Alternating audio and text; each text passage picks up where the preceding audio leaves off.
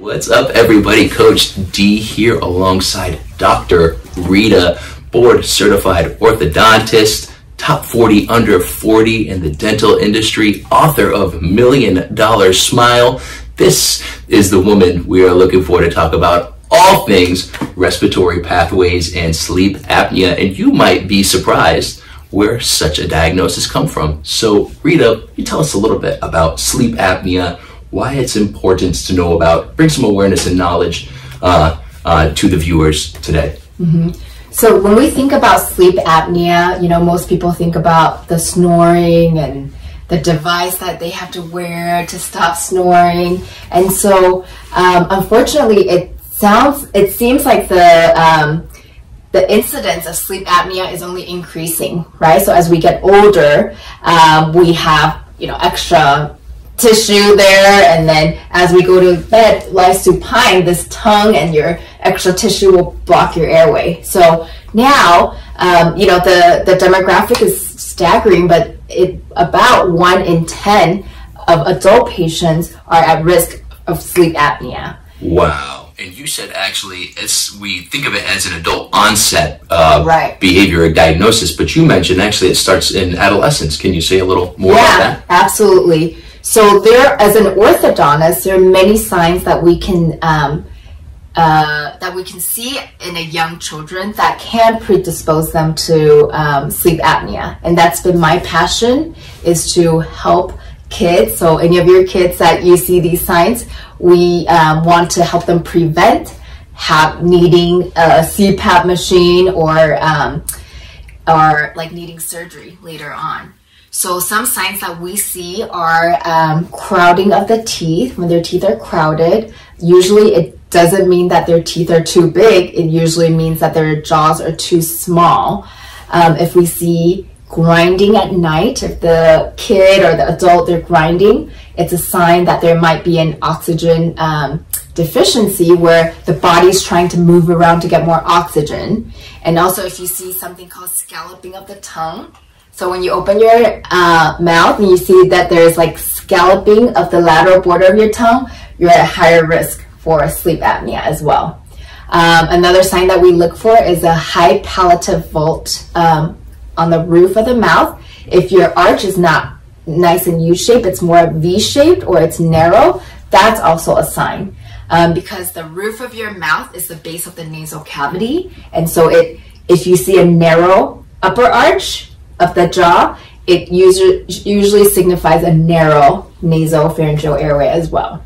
Wow, okay, so a lot of things to look for in the realm of potential symptoms. And you pointed to that a lot of dentists and orthodontists actually see the crowding of the teeth or the grinding of the teeth as the root cause, but it's actually sleep apnea and a narrowing jaw and like width of mouth, if you will, that is creating this, correct? Exactly. Got you. So crowding in itself is not the disease, and I know many of my colleagues treat it as such, that if you have crowded teeth, then let's take out the teeth or let's just line them up.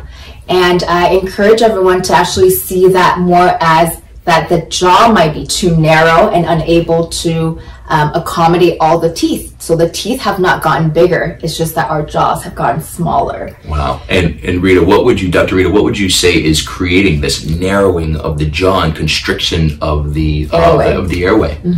So a couple of different factors. So our modern habits of eating really soft food, and we're now like grinding our food to starting from when kids are babies, right? Like we're grinding up all the food, and we're eating yogurt and the Go-Gurt and the fast, and so we're neglecting developing our craniofacial, like the bone density and our structures. So that's part of it. And another part is that our tongue is not adequately developing the upper arch. So as our tongue goes up on the roof of the mouth, every time we swallow, and we swallow several thousand times a day, it is developing the upper arch. So the combination of both, that we're eating too soft of a diet and that we're resting our tongue in the bottom, causing a mouth breathing, those are both changing the craniofacial structures and narrowing our airway. And so we encourage our patients to be very mindful of the type of food they eat, as well as how they posture their tongue. So mouth breathing has become more of an epidemic, that we see more and more people breathing through their mouth than their nose. And that's how, that's the proper way to breathe. Fantastic. And let's touch on that a little bit. So we have become a world of mouth breathers. And what we're looking for is that I hear you say mouth closed when you breathe. Yes, the big three is that we encourage in our patients is, number one, breathing through your nose. So nasal breathing is very healthy for your body because the nose is actually designed to have a very sophisticated filtration system that you can see. So as we're breathing through our nose, we're getting air in, and it's going through the cilia and the whole filtration system of the turbinate and it gets humidified, it gets cleared out before it enters our lung. And this is not something that's done through the mouth. Is that what I'm hearing? Exactly. This is exclusive to the nasal cavity. Exclusive through the nasal cavity, and nitric oxide is also released as we breathe through our nose. And so studies have shown that if you breathe through your nose, you get 20% more oxygen than if you breathe through your mouth, which, it's not being filtered, it goes straight through, and it really, a lot of patients get, enlarged tonsils, and their immune system is just not prepared for that. Wow. Okay, I'm hearing immune system, and that is the word du jour of the last few years. So breathe through that nose, folks. What are some other practices, if you can wrap up? Do you have any tools, exercises, techniques that viewers can do at home or be on the lookout for that would support them mitigate the effects of apnea and maybe strengthen their jaw a bit and reverse some of these symptoms? Absolutely. So three main things that we recommend is, like we mentioned earlier, so nasal breathing, tongue on the roof of the mouth, and lip seal. So making sure that every single time we swallow, the tongue is pushing against the roof of the mouth. We do have a YouTube channel under Breeze Orthodontics, and the video is called Myofunctional Tongue Therapy, Cave and Pop. So those are exercises that will help the tongue develop the proper strength and tone to shape the arch to properly accommodate the tongue and the teeth and our jaw muscles. So we highly recommend that, as well as eating balanced diet of whole food and, food that we can chew, like carrots and celery and all of that, so we can properly develop our jaw muscles, and as well as being healthy. Developing nasal breathing, minimizing the tech neck, so the forehead posture also causes our tongue to rest and seat on the roof, the base of the mouth.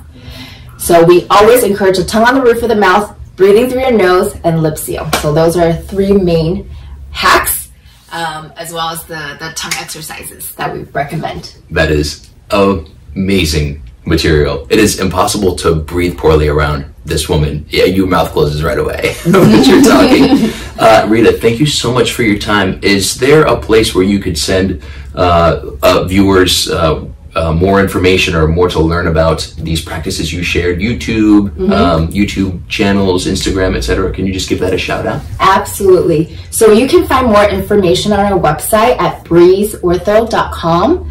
We do have a YouTube channel that we've been training our patients. It's also Breeze Orthodontics, and also on Instagram at Breeze Ortho. Wonderful. You can find us there. That was a ton of invaluable information from Dr. Rita Chuang. Thank you so much for your time. Thank you for your expertise and generosity on this topic. 1 in 10 people watching this are afflicted with apnea. This wonderful doctor has potentially something to support you work through the symptoms. I hope that this is helpful, and if anyone has any questions, feel free to let us know. Thank you.